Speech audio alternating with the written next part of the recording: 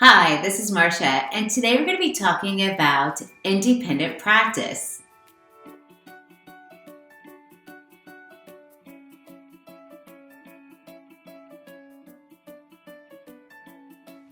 Hi, everybody. Thank you so much for joining. I'm super excited that you're here to learn more about ideas that you could put into your independent practice studio.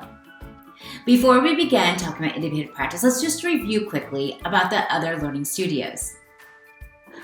All right, so what you can see is we have our small group studio where teachers pulling back a few students at a time, going over that day's standard or TEK or topic.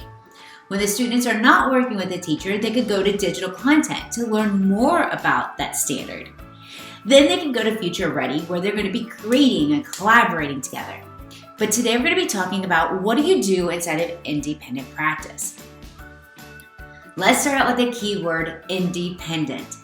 As soon as we hear the word independent, most people say, kids have to be doing it by themselves. But the reality when I set up learning studios is that independent practice is just away from the teacher. It's away from the time to practice the standard, time to get them to go in and just read, write, talk to another partner. So it's away from a teacher. One of the number one things that we usually use at this point in time is an activity sheet. All right, you just led the small group. Now I want you to go back and practice. And another key word is practice. Practice does not mean it's always for a grade. It's practice.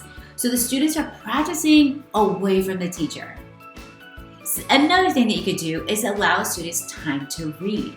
Maybe they're going to be reading about the content that they're learning about. If you're talking about language arts and they're talking about character traits, maybe while they're reading, they're focusing in on looking for character traits. Independent practice gets kind of crazy because everybody wants to take it for a grade, everybody wants them to be super silent, but you just saw that they could be working and collaborating and it doesn't have to be for a grade.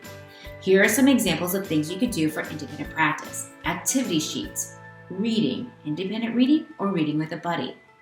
You could also be doing online practice games such as Book It or Kahoot. And then you can round it out by adding in some extra vocabulary practice or even some time to research. Independent practice is a great way to enhance what you're teaching in the small group by giving them time to showcase what they know. All right, give independent practice activities a try. Do some more research to see if you can find more ideas that you can add to this learning studio.